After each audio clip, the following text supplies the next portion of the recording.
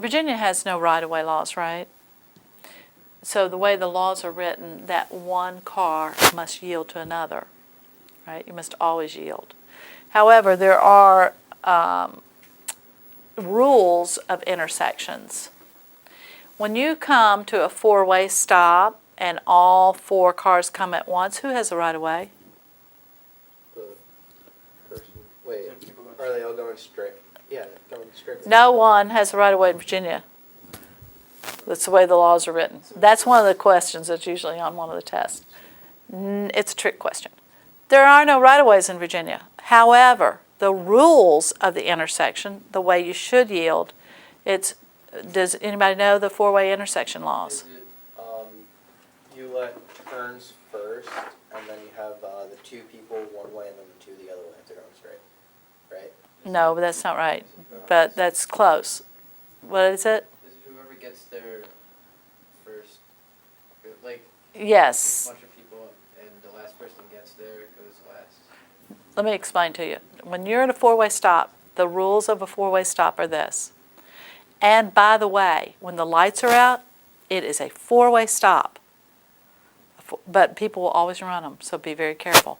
When the lights are out, the electricity is down, that intersection becomes a four-way stop. So the four-way stop laws are this. Whoever comes to the intersection first goes first. So if you're here and then somebody comes, you go first. You were there first. If two cars come to the intersection together the same time, the person to the left yields to the person to the right. Okay? If three cars come to an intersection at the same time, you yield to the furthest right, which is going to be this guy, right? You yield to the right, he yields to the right. This guy would go first. If four cars come to a four-way stop at the same time, which happens a lot when the lights are out, right? Because four cars will come and they go, and then four cars come and they go. The rules of the intersection are right, straight, left. People going right would go first, straight would go next, and left would go last. That clears the intersection the quickest, right? Because this guy goes right, these people can go ahead and go straight, and then the guy going left is going to go last. Now, a lot of times that's not happening where somebody's going right, straight, and left. So if everybody's going straight, you have to work with each other. That is a time when communication comes into play. So we talked about how when you come through an intersection, you want to stay in the same lane. Now the intersection laws in Virginia are this. You can go right on red at any intersection in Virginia that is not marked no right on red or no turns on red. Okay? You may make a U-turn at any intersection where you can make a left turn in Virginia unless it is marked no left turns and no U-turns. You may make a left on red in Virginia when you are at a one-way road going to a one-way road. So if you're in that far left lane and you're turning into the far left lane on another one-way road, you may make a left on red there. Okay. Another rule in Virginia is you can never get on the shoulder in Virginia. So if you're downtown, you know how sometimes it looks like you can't tell if that's a parking lane, if it's a shoulder, or if it's a right turn lane. If there's no broken lines in there, that's a shoulder. You can never drive on the shoulder, never cross over a solid line. We have an amazing interstate system. Now, our country is ranked 28th in industrial nations as far as infrastructure, so we need a lot of repair on our roadways. But they function well and they are very efficient. At the end of World War II, President Eisenhower realized that if our country was ever attacked, we would have to quickly move military from one end of the country to the other, and he developed the interstate systems. It was such a great idea that everybody started using it. In fact, trains that used to carry all the cargo and all the supplies are not used today like they were back then. Now your trucks are bringing things interstate on the expressways. When you're in an expressway environment, it is less dangerous because there are no intersections. Instead, we have exchanges. Getting on and off the exchange is your most dangerous environment on an expressway, but they're not as frequent as in commercial traffic where you have an intersection. There's different kinds of roadway interchanges. One of them is called a cloverleaf. Now this cloverleaf, you can see, is going to be a 360 turn. You're heading this way and then you're going to turn all the way around.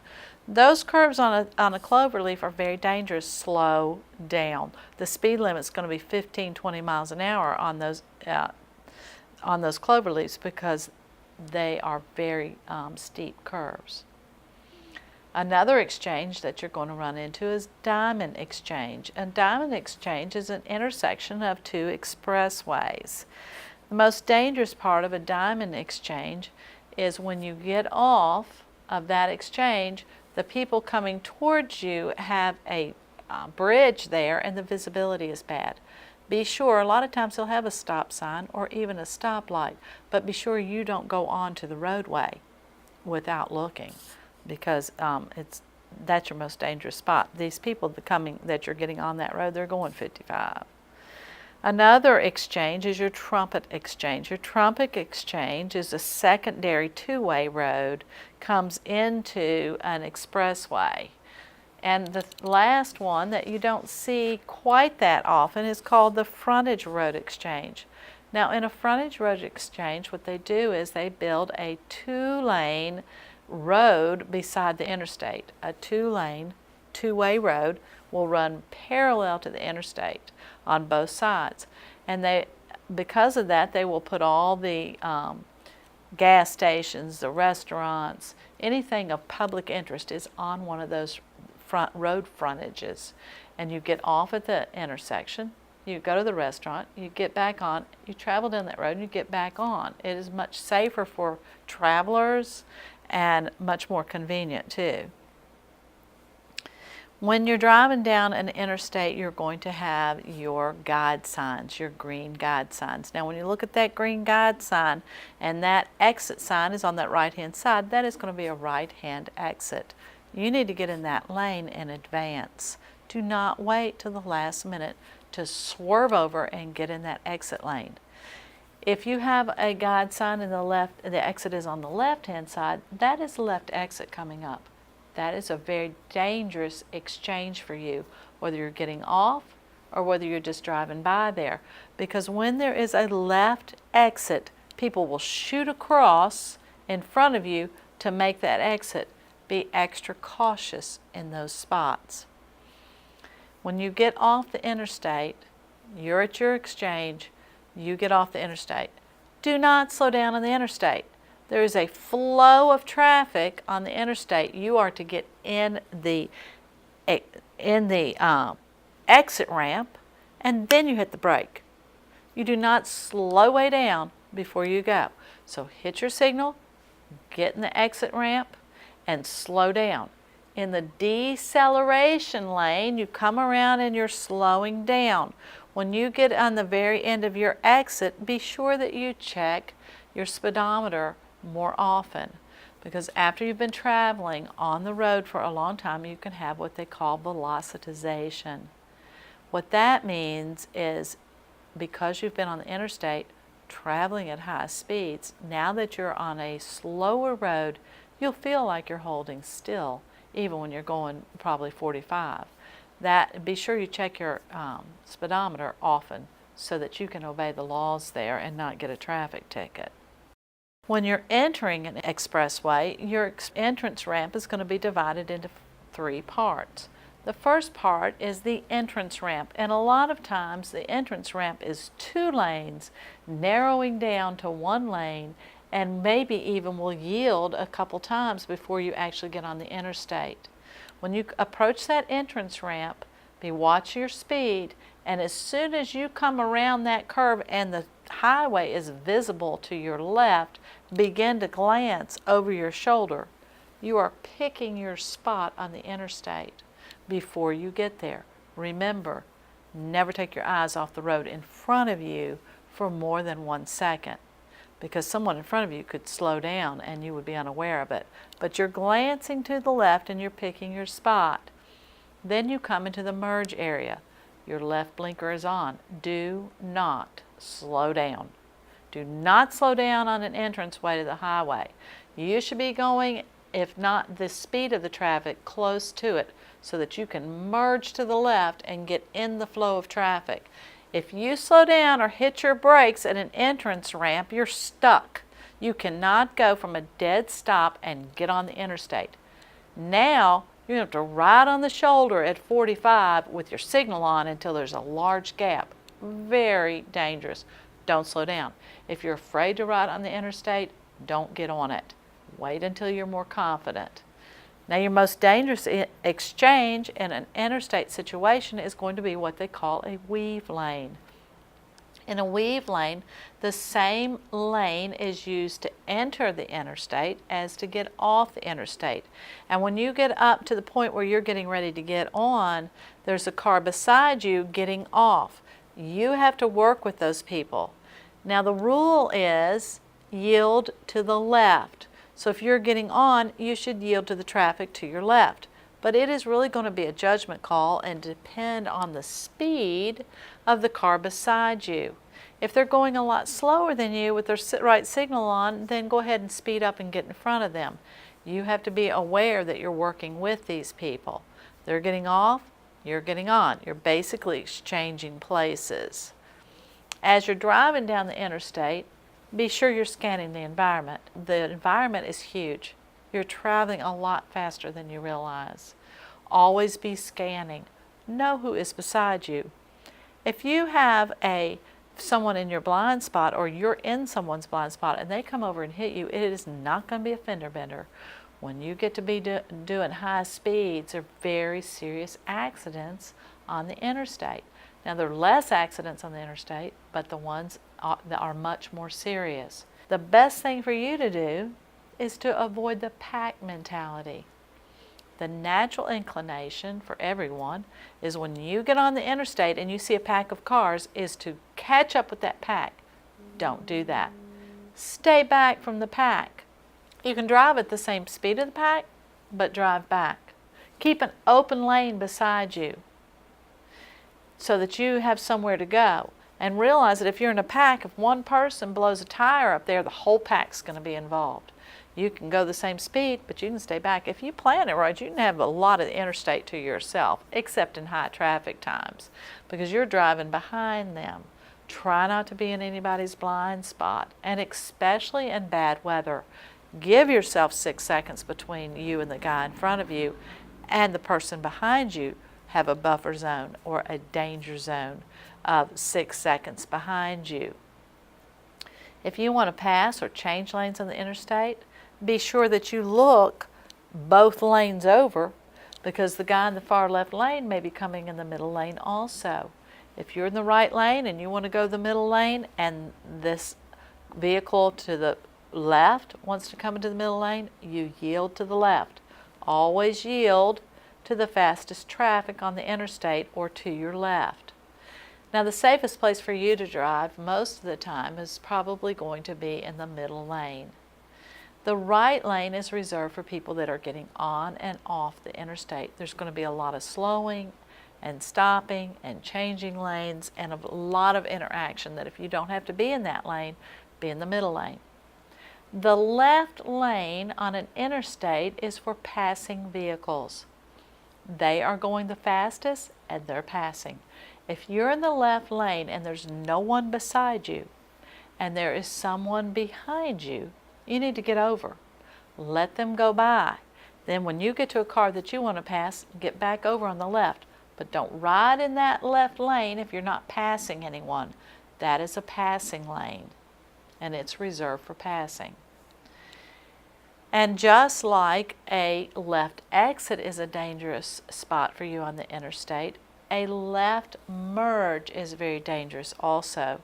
Not very often, but occasionally they will merge. You'll have to merge from the left. Remember, When you merge from the left into an already traveling multi-lane road, you're merging into the passing lane, and the cars there are going faster, and there's more potential for conflict there. So be ready for that and be prepared.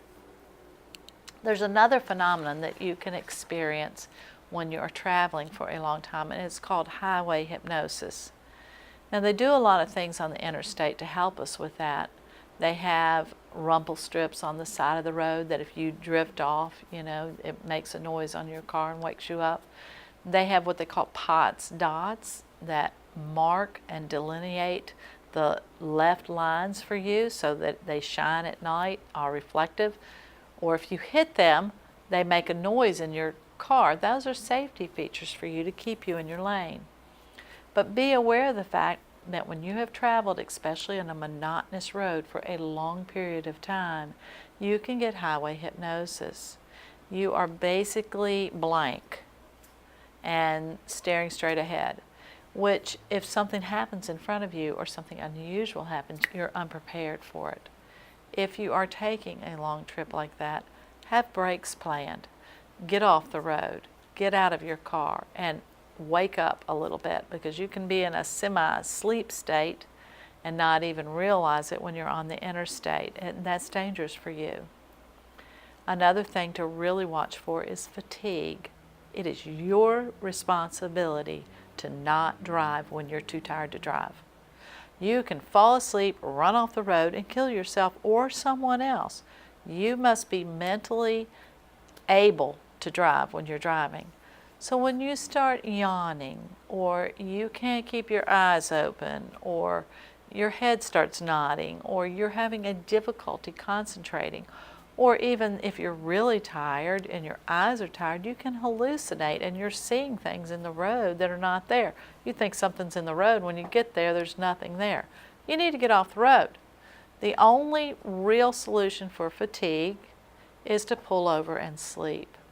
Now you can turn the air conditioner on, and you can turn the radio on, and you can talk to the passengers, and you can roll down the window. You can try all that stuff. But it usually doesn't work but for a few minutes. You really need to get off the road, find a lit, well-lit area, and close your eyes for a few minutes, and then get back on the road. Drinking coffee is not the solution. If you drink a lot of coffee or consume a lot of caffeine, it feels great for a while, but as soon as it's out of your system, then it's even more difficult for you to stay awake. And some people have no warning signs. They're awake and then they're asleep, and they don't go through the progression of tiredness and yawning and irritability that the average person does. If you're that person, be aware of that and pull over and sleep when you feel the slightest bit of fatigue. Be watching for construction areas. If you do any amount of driving state to state, you'll realize we have a lot of construction going on. Our infrastructure in America is what? Did I tell you what it was ranked? 28th. 28th, according to Joe Biden. We're 28th. We have a lot of repairs that are going on. Be especially careful. You can kill those guys on the road. Be aware of the fact that you need to move over, but also be watching for them.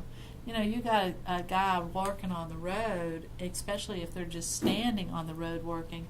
They've got all that noise and all that sensory thing going on. They can step backwards into the road without realizing it.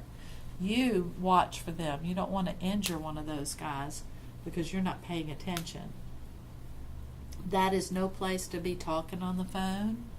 People talk and they text, eating your sandwich. When you're in those kind of situations, you need to have both your hands gripped on the wheel, paying close attention to what's going on. And a lot of times in construction, they will reroute the lanes. You know what I mean? You might see a sign like this where now all the lanes are going like this. Watch for those signs. Be careful that you're heeding those.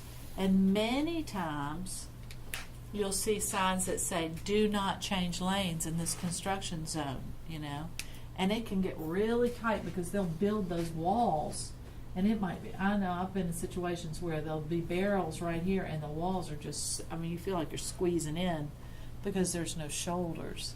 There's nowhere to go. It's a wall and barrels. Now they're going to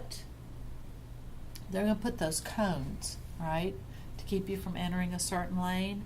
They might put it all the way coming up to an exit or something, and then they will leave a spot for you to come in between the barrels maybe, or the cones, and get into this exit lane. But they are blocking off a lot of that exit where they are working on it or something.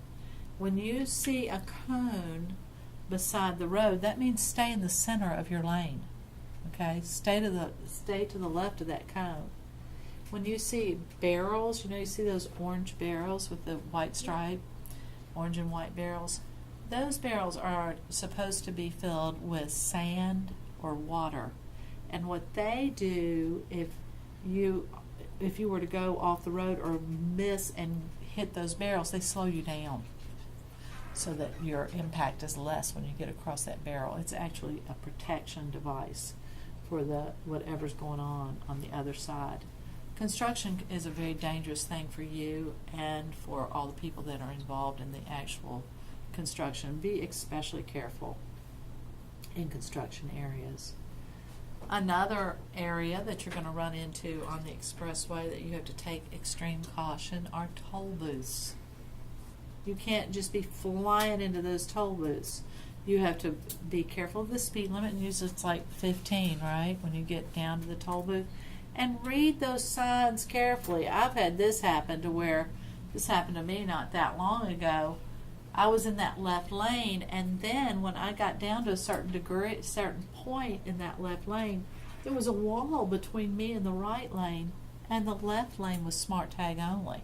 I got stuck over there. So I had to go through it because there was nobody, working it or anything. If that happens to you and you run a toll booth, they will take a picture of your license plate and they'll send you a ticket in the mail for the money. And they'll send you a ticket, and they'll do it from every state. So if you're in Florida, if you're in Georgia, if you're in Virginia, whatever you are, if you run that toll booth by accident, don't run them on purpose, right?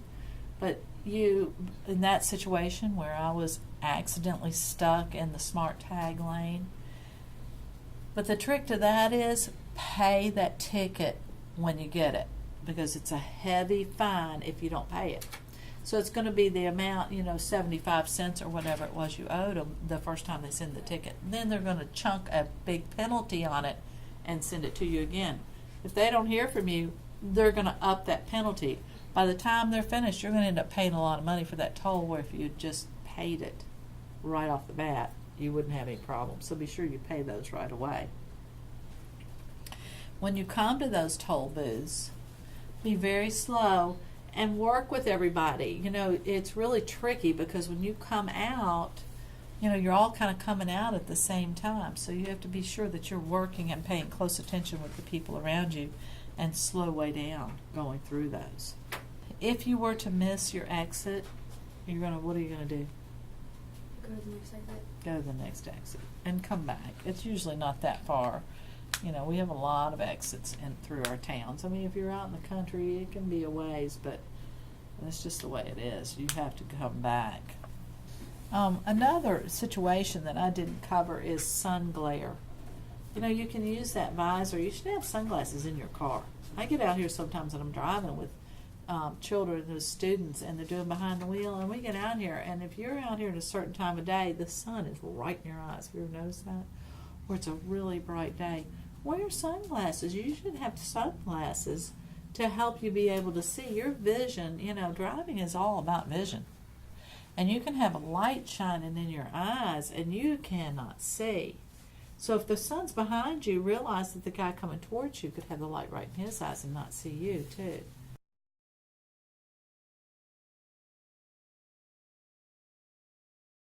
Let's talk about emergency situations. When you are out on the road, things can happen and you need to know how to respond, and that's what I'm going to try to teach you in this class. So you know in advance what to do when certain things happen. The main thing about being in an emergency situation is don't panic.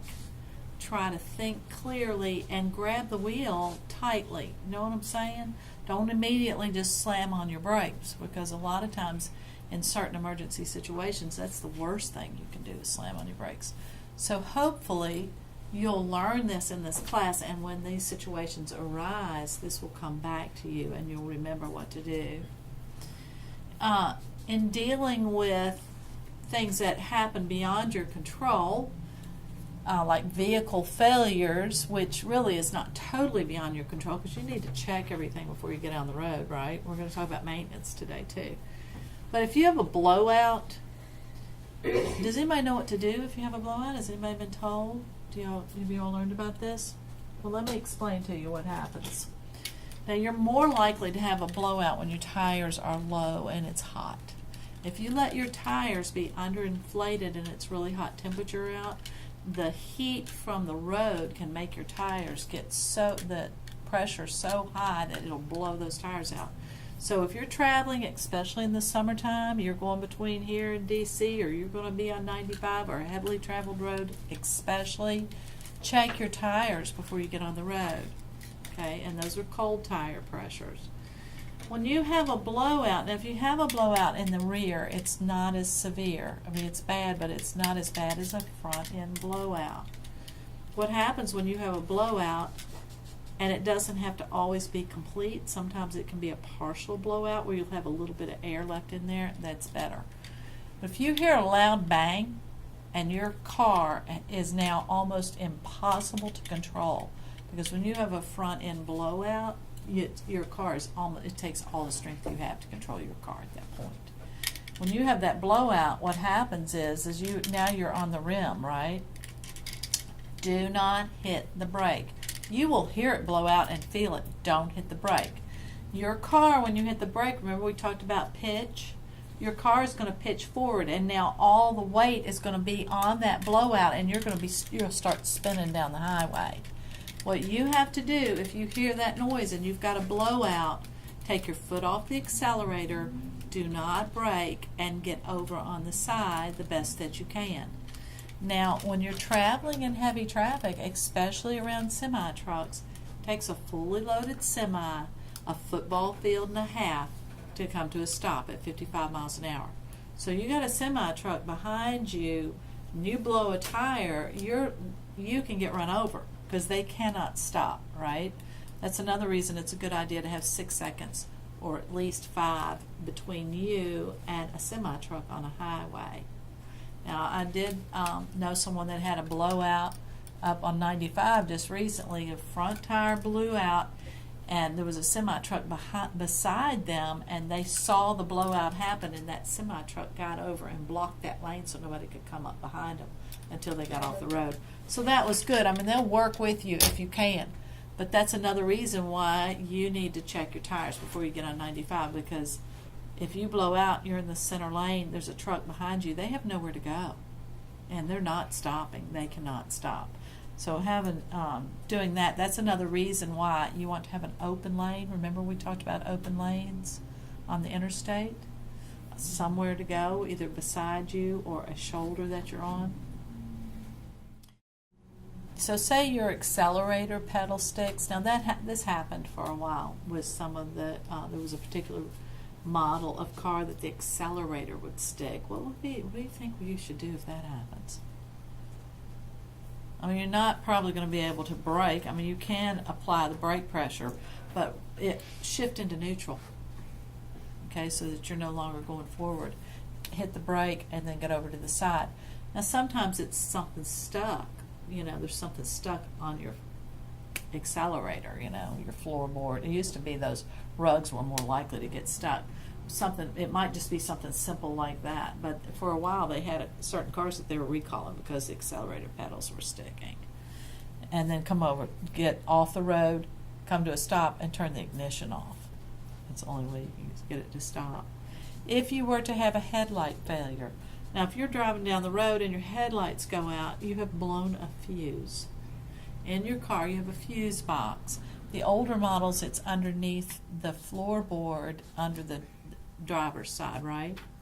But in some of the newer cars, it's actually under the hood.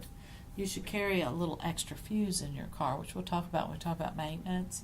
But if your lights go out, more than likely you've blown a fuse. You need to use the light that's on the highway and get off the road immediately, right? Because nobody can see you. If your hood flies up, if you have failed to latch your hood properly and you're driving down the road, if that hood flies up, you can still see. You can see in between the hood and the part of the car is going to be a little opening, or you can stick your head out the window. Signal, put your flashers on, and get off the road as soon as possible.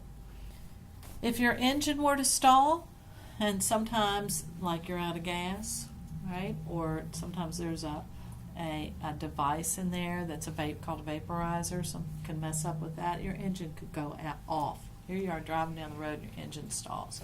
The first thing you want to do is shift into neutral and try to restart your engine. If that does not work, then you have to put your flashers on and hit the brake and get over on the side and stop. Now be sure that you come to a complete stop. Because if you don't stop all the way, when you lift off the brake and come back down, you're not going to have a brake, right? So come to a complete stop. You get one more brake if your engine is out. If you were to have an engine overheat, what do? If your engine overheats, every engine is going to have, they're going to have a gauge on it, and it's going to have a needle. If that needle starts getting over here in this red part, your engine is overheating. And you can hear it sometimes. You can hear that water boiling under the hood, or if you see steam coming out from under your engine, you've got a serious problem from your hood. You cannot drive with an overheated engine. You will blow your piston out. You can't do it. You have to get off the road. But the first thing that you can do that sometimes will take that needle down, if you will turn the heater on all the way, full blast, and turn the fan on full blast. I mean, you're going to have to roll the windows down if it's summertime, right? But what it is that your car, the interior of your car, is heated by pulling heat off the engine. So sometimes just by turning the heater on full blast, turning the fan on full blast, it will pull enough heat off the engine to make this needle go down a little bit so you can at least make it to the exit. If you do that and this needle does not move, you need to get off the road immediately. Call for help, stay with your car until help arrives, right? Okay. If you were to have, you have power steering and power steering fluid. It would be unusual to lose your steering completely because that means there's something broken underneath. But you can lose your power steering fluid. If you were to hit, something underneath, put a hole in that power steering line or something like that, if you lose your power steering, you still have steering. You can steer, believe it or not, without power steering. When we first got our cars, we didn't have power steering. It's really hard. You cannot turn a wheel from a standstill position without power steering. You just can't do it. You have to be rolling. It's really hard. But unless, if it were total steering failure, it would be probably because you were in a wreck. Normally, that's not going to happen. But you can lose your power steering. In that case, put your flashers on and your blinker. Well, your blinker will be flashing, I guess. Put your flasher on and get over on the right-hand side. Now, if your brakes fail, I've actually had this happen. If you go to hit that brake and you go down halfway, say, you've got mush in your brake. Have you all ever had that? Have you ever felt that? First thing you want to do is pump the brake because you may have like a little leak in your brake line and you've lost fluid. And sometimes you can pump the brake and it'll build back up, and that will get you to where you can at least get off the road and stop and have it fixed. But if you go down to hit that brake and there's nothing there and you pump it and you can't get any braking there, you still have brakes. You have the emergency brake or the parking brake, which only brakes the back wheels. So if you're going down the road and your brakes fail, don't just jerk that emergency brake on, because what's going to happen is your back wheels will stop and you'll do a 180. You know how in the movies when that guy's escaping and you see all that hand movement, he's jerking that emergency brake on and then he's turning, flipping all the way around. Don't do that. But take the emergency brake and just little, with your finger on that thumb release, just little short breaks if you have to brake that way. Now it's best to get off the road on the shoulder and try to drift and slow down as much as possible. If you're going really fast, you could even, run over small bushes or something to kind of give you something to stop. If you just, an emergency brake stop is a very violent brake. So you want to wait till you've almost stopped, if possible, before you pull that brake on. But if you have to use that emergency brake, use that little thing to just little bitty brakes, okay, so that you're not doing a 180 in the middle of the highway. Always check your power brake fluid on a regular interval, and we're going to talk about maintenance and what to do because it's a big part of driving.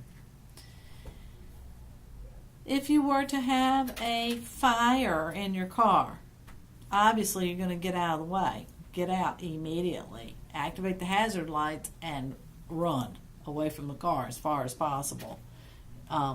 If a cigarette or something falls on the floor, be sure that you pull over to take care of that. Don't be doing stuff like, or a bee in your car, or a fly or something like that. Pull off the side of the road and deal with those kind of emergencies. Now this is the number one cause of fatal accidents in inexperienced driver. You're driving down the road, it's a country road, and you take your eyes off the road for a second, and the first thing you know, your front end falls off the road, and you're on uneven pavement now. You've gone off the side of the road. Do not hit the brake.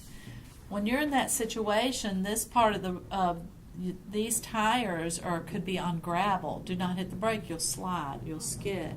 And do not jerk the wheel. Jerking the wheel is very dangerous. Never do it. The first thing you want to do in an emergency is grip the wheel firmly and maintain your direction. Take your foot off the accelerator and off the brake, and then 1/4 turn. Come very gently 1/4 turn back on the road. Okay. Remember that. It's a very common accident. What happens is when you're driving down the side of the road and your wheel falls off the road, it's because you weren't paying attention, or you looked away, or you reached down to get something and you took your eyes off the road. The first thing you know, you're off the road and you panic. Driving off the road is no big deal, but overcorrection will kill you. What happens is when you jerk that wheel, when all four wheels get back on the road, it shoots you into oncoming traffic or across the road. Then you have to jerk the wheel back to go this way, right? You want to just do 1/4 turn, very easy movements. Now sometimes there's a lip on the side of the road where the asphalt is thick and you maybe don't get up that first time.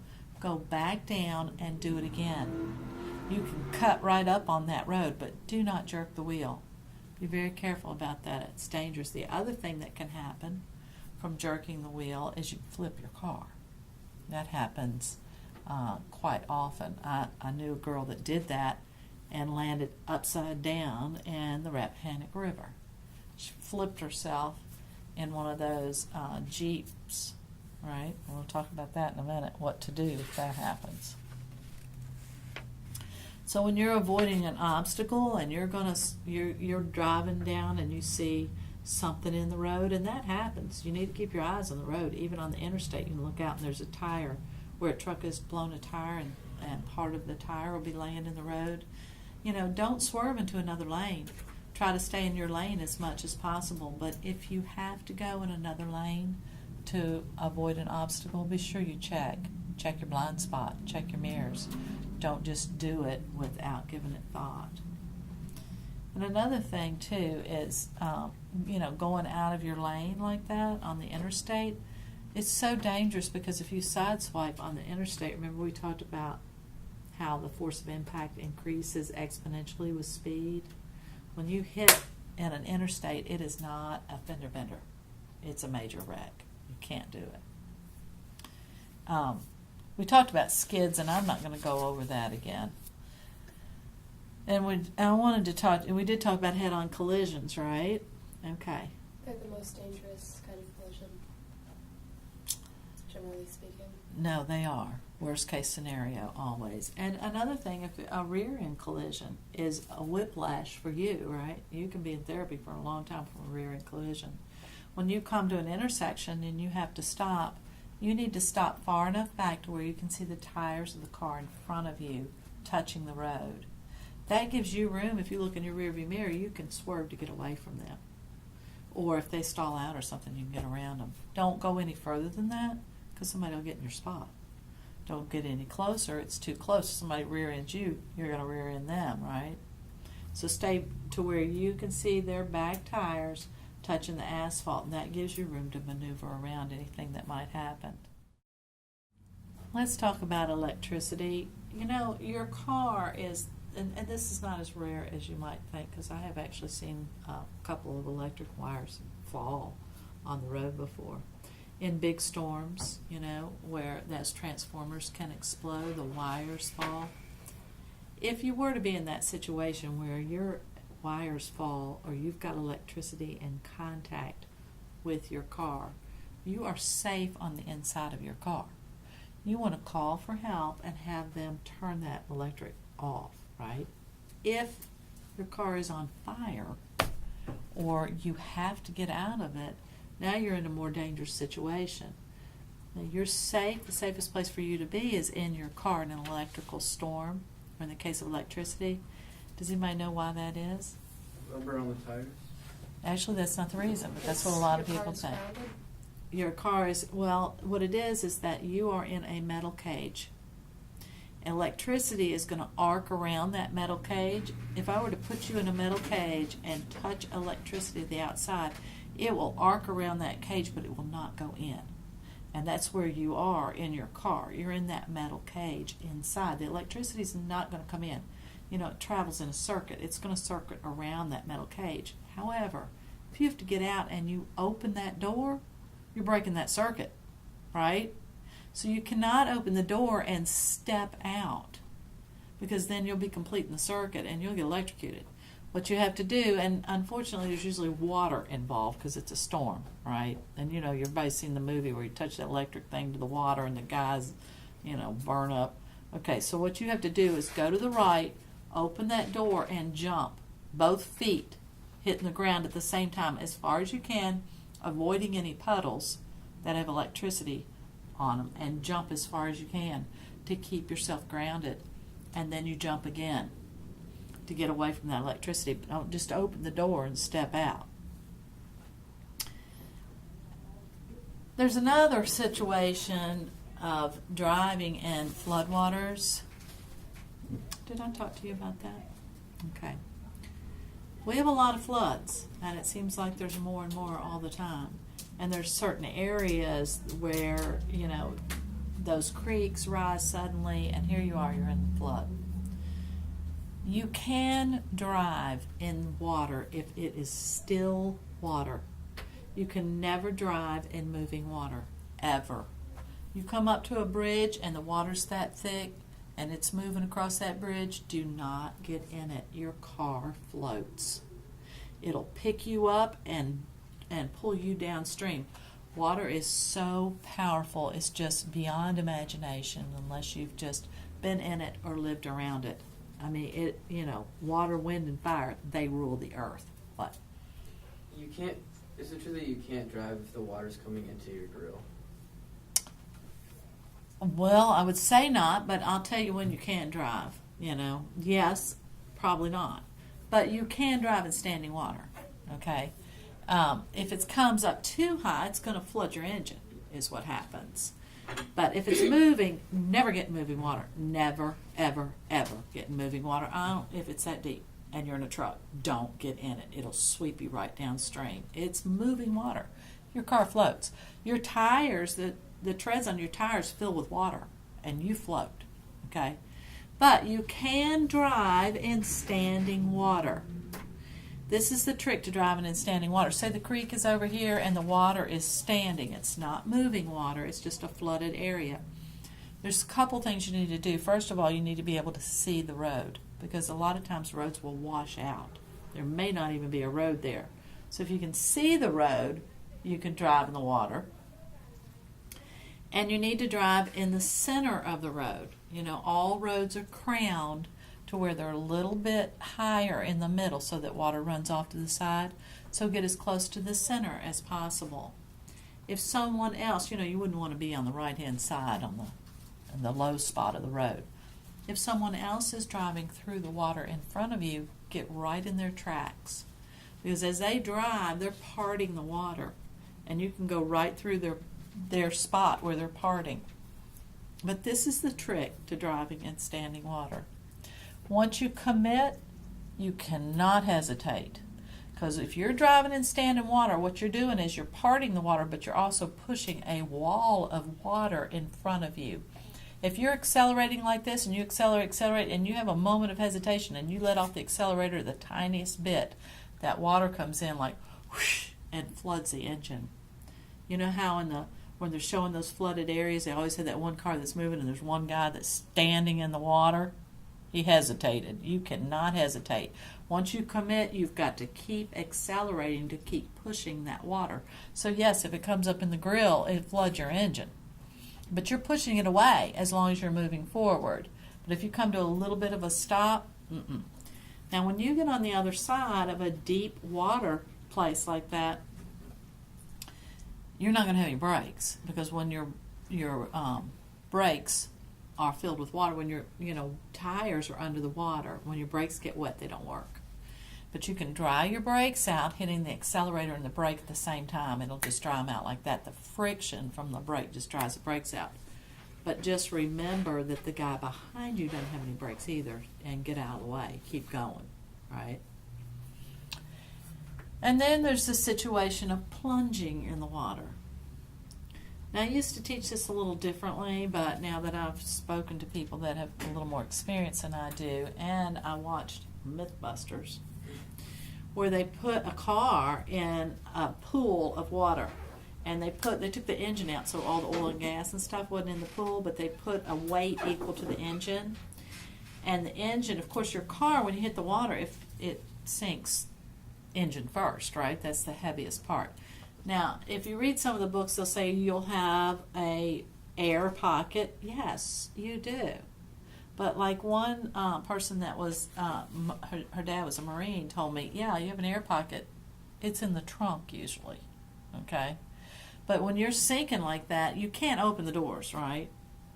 Now, if you were to go off a bridge, say you went off a bridge, your car's going to float for a second.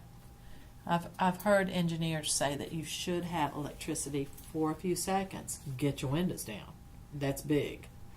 Be buckled in. If you're not buckled in, you've hit your head by now and you're drowning. But as you begin to sink, when all your car fills with water, you can open the doors, because the pressure on the outside is the same as the pressure on the inside.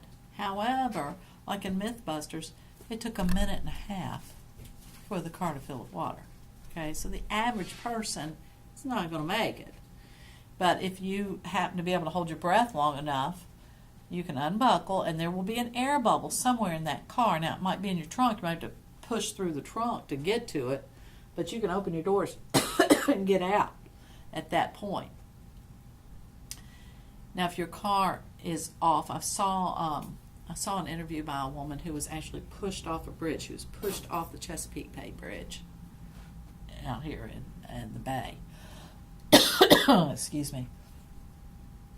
And when she went off, she got off on a really high part. There was a semi-truck behind her, and I guess he fell asleep. He fell off the bridge too. He pushed her off that bridge at a really high part. When she hit that water, after 60 feet, when you hit water, it's like hitting a stone wall. When she hit that water, all the windows and her windshield blew out. I mean, her car, they showed a picture of her car, it was like crushed.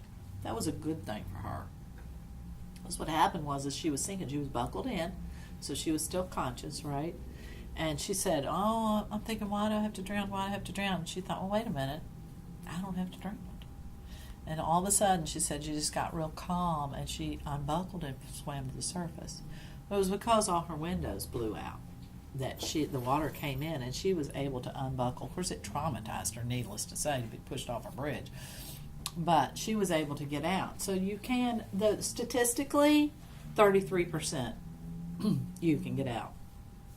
So you can make it. If you panic, no. Most people drown because they panic. If you panic, you got to have your head about you to get out. So I'm going to tell one more story. So in this case, in the case of an emergency, you need to carry a tool with you. Say you were to have, an accident like that, and you need to get out of the car. There's a little tool that you can buy, and it looks like a hammer. Okay, it comes like this, and it's got a little point on the end. Now I've got one, and mine actually has a place where you can read your tire pressure. The handle itself is going to have a blade in it, so that you can cut your seatbelt. When you go to cut a seatbelt, you want to cut it at a 45-degree angle. It'd be too hard to cut this way. So you need to have something in your car to cut your seatbelt, to cut that up. And then this part right here, this point, you can break your glass. Now your glass is tempered, but it's going to be easier, so you can't just kick it out. It's going to be really hard. But if you have something that you can get a point into it, you can break that glass. Your car glass is going to break easier from on the inside breaking out than it's going to break from the outside breaking in, right? Because they put an extra coating on the outside. So it's going to be harder to break in than it is to be breaking out. And I've had people tell me that you can actually take your head restraint, you know how you can pull it all the way out, and it's got those two little pointed things on the end, and you can use that to break out your window. So, for an example, the girl I told you earlier that was in one of my classes, she was driving in near the river, and she was in a Jeep Wrangler, the one with the soft sides and no windows, which really was to her advantage in this situation. She went off the side of the road and she jerked the wheel and overcorrected. When she did, her car flipped upside down and landed in the river. So here she is hanging upside down by her seatbelt sinking. Now fortunately, her windows were down because she was in that little Wrangler. And her brother had put a pocket knife in her car, and she was able to cut her seatbelt and get out. But it's good to have an emergency tool in the car with you for emergencies. It's also good to have you should have a kit, and you can buy them for really cheap. You can go into a discount store and you can buy that whole kit for cheap. And in the kit, you need to have jumper cables to jump your car in case your battery goes bad, or jump your neighbor's car, right?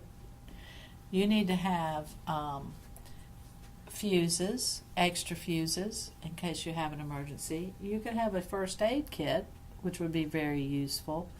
And you need to have triangles or a flare. If you were to have an accident or you were to break down, those triangles, you want to put those triangles behind your car and in front of your car, depending on where you are. Now, if you're in a multi-lane road where you can only go one way, put one of the triangles 50 feet and another 100 feet behind you. But if it's a multi-lane, going both directions road, you want to put one in front and then two behind you. Now, if you're coming around a curve and people are going to come around a blind curve and you're going to be there, go all the way past the blind curve and put one of those reflective triangles. What that does is, or flares. You can light a flare, people can see it from a long way. What that does is it warns people that you're on the side of the road. This is a safety feature for you, so that people know that you are stopped on the side of the road and you have an accident, and they don't come around that curve and rear end you, think you're part of the traffic. I was coming down this intersection down here in heavy traffic, and this young man had broken down in the turning lane.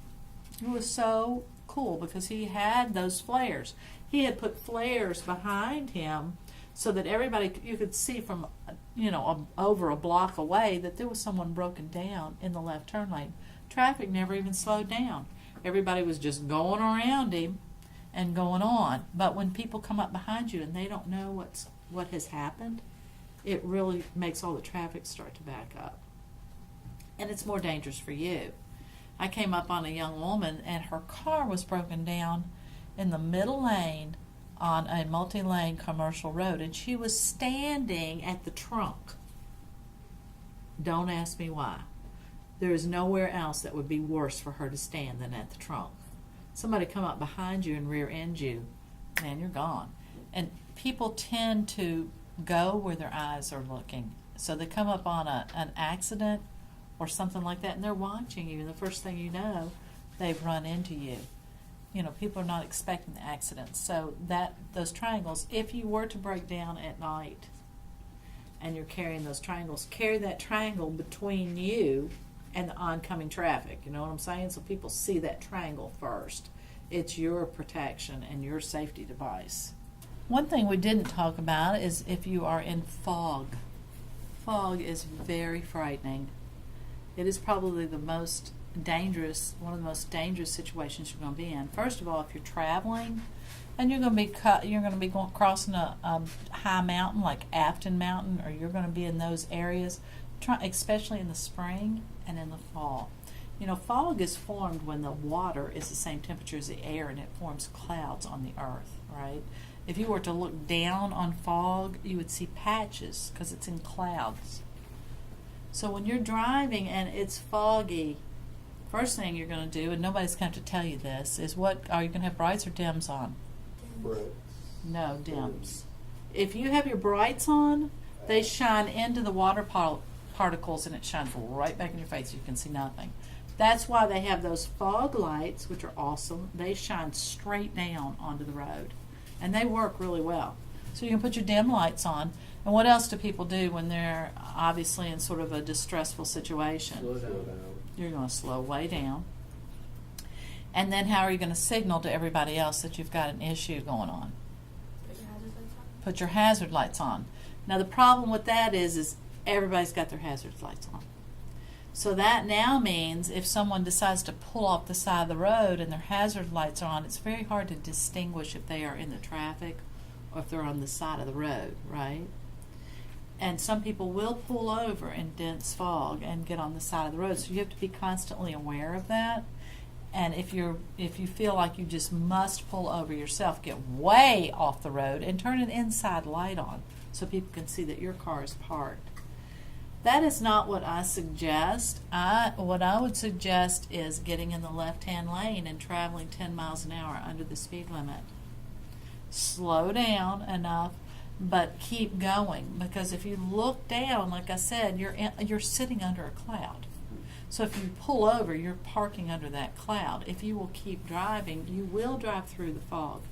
Now, some fog is so dense you can see nothing, and you have no choice. You know, you just absolutely can't see anything.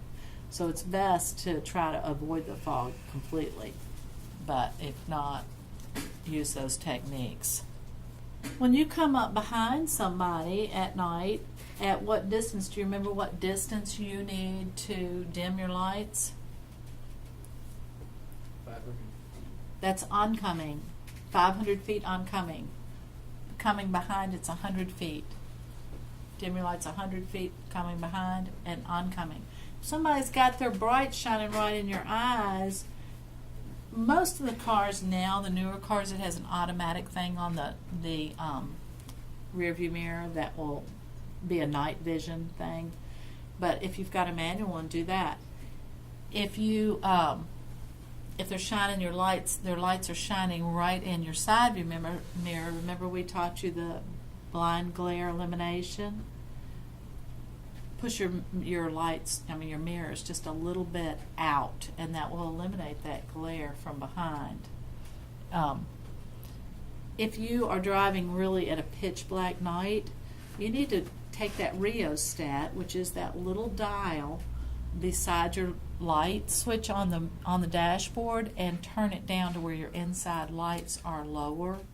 Just like when you're, in a room and you can't see out at night, it's more difficult to see out in your car, even though you have headlights. If you'll dim the inside lights, it increases your visibility. And what else do you do when you're driving at night? What's the first thing you do? We talked about this. Slow down. Slow down. You have to drive slower, a little bit slower at night, because obviously the visibility is not as good, and it's hard to distinguish how far away a car is. You lose a lot of your depth perception at night, so you want to slow down. Dusk is particularly dangerous for you.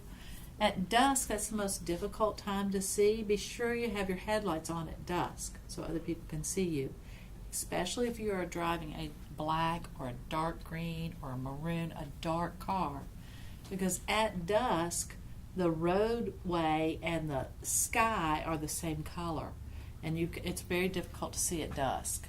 It's the stillest time of the day, but it's also the most difficult visual time. So be sure you have your daylight running lights on turn them on at dusk so that you're clearly visible. And keep your windshield wipers clean.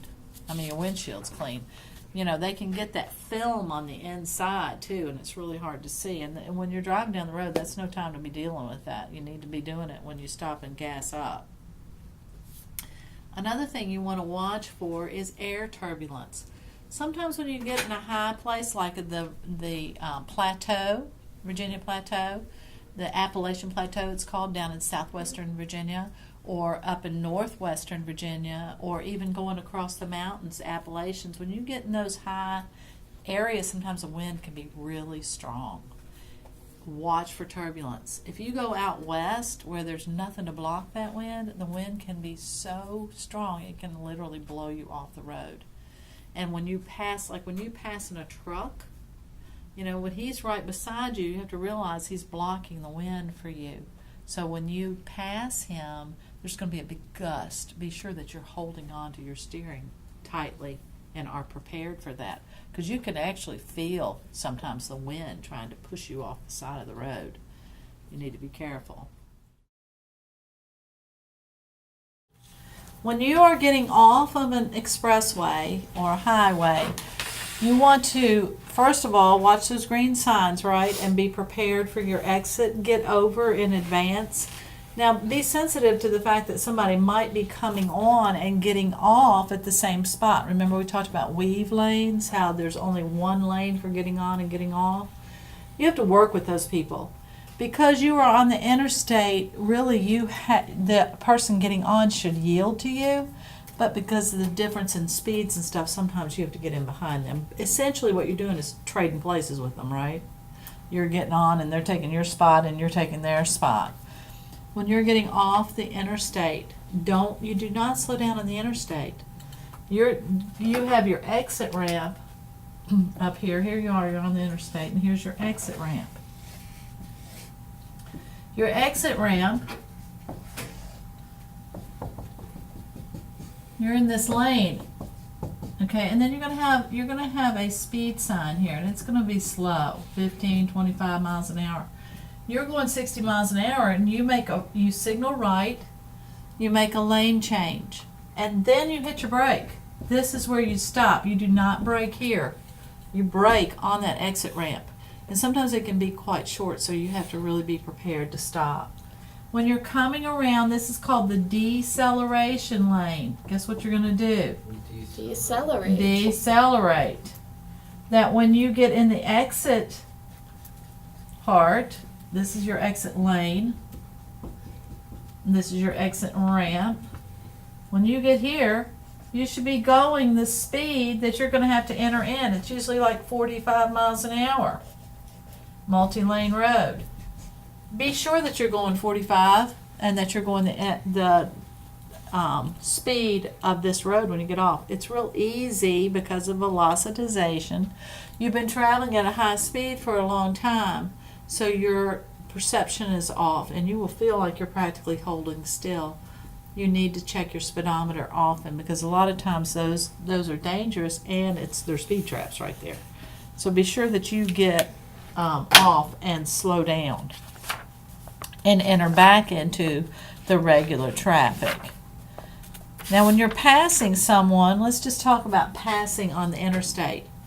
First of all, where's the passing lane?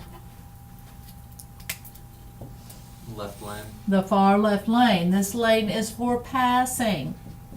If you're in this lane and no one is beside you, are you passing? No. don't get in this lane and travel. This is the passing lane. People get over there in order to pass. Try to keep it open for passing. Now, if you're going through a town, sometimes you've been traveling, and you come to a town where there's a lot of exits off of this road, and maybe even the speed limit will start to drop, right? They're going to go down to 65. I know when you come in 64 out here in Richmond, it'll go down to 65 from 70, and maybe even go down certain parts of town where the traffic is really heavy. It'll go down even to 55 on the interstate. Watch for that. And in those situations, the traffic is going to be heavy and all of these lanes are usually full. In that case, sometimes you might want to get over in this far lane, because these two lanes will be exiting on and off and getting off, in the urban traffic, right? But that would be the exception, like when you're going through town. You're not getting off in that town. You can get all the way over. But when you're out just riding on the interstate, keep this lane clear for passing. Now, a lot of times, everybody's riding in the passing lane. And you'll notice that really the only people who are passing are the people that are in the middle and the far right lane, because people don't want anybody to get in front of them or whatever it is. That's a mistake. That lane needs to be left open. Sometimes you'll have one of those green signs and here's your exit and it's over here. It's in the left exit. In that situation, you're getting off on in the passing lane. This is a very dangerous situation, because what happens is people will they'll get on the interstate. This is particularly true right up here. There's a place like that. They get on the interstate and then they have to get off right up here to get on 95. In that particular case, they're going to be trying to shoot across, right? That's where I hydroplane. So anytime, that's where you hydroplaned right here at 95? When I think it's like 95 splits and like 295 goes straight or something. Yes, Yeah, that's it a was dangerous right spot. there. Yes, this is exactly what I drew, was 295 and 95 coming into it. And it's a very dangerous spot. There's a lot of wrecks right there. It's because it's a left exit. Anytime you see a left exit off of the interstate, you need to take note, slow down a little bit, and be aware of the fact, especially people that are not from this area and don't really understand the traffic patterns, they're going to be cutting across, trying to get off. Now that particular exit is 2 lanes. The lane here, you can actually go off the exit or you can go straight. That makes it a little bit better. And if you use a GPS, a lot of times the GPS, have you noticed it will say, get in the lane next to the right lane and exit here. Sometimes those GPS will give you sort of a heads up and let you know that you don't have to be all the way over in the far left or the far right lane. It might be a 2-lane exit. But anytime you see that left exit, be extra careful. That is a very dangerous spot where you're talking about. That's a bad spot to be hydroplaning. Really bad. We were going straight when we weren't getting on 95. Oh, you were? Well, when I lived up that way, there was actually a wreck at that exit where 2 trucks collided. When they pulled them apart, there was a van in the middle. The whole family was killed. Right, and it was that left exit. So be especially careful in those situations, especially when you're around large trucks. They rule. Stay out of their way. Don't get in between 2 of them. So the other thing about driving on the interstate is you yield to the left. So if you're riding in this lane and you want to get over here and you signal left, check your blind spot all the way across. Be sure you don't just check right here, check all the way to be sure that this car is not coming to the right. If it is, you yield to them. You yield to the left because that is the faster traffic, right? Most of the time for myself, going around town, I will stay in the middle lane, the middle or the right lane, but mostly in the middle lane because there's no traffic getting on and off. And we talked the other day about avoiding the pack mentality, right?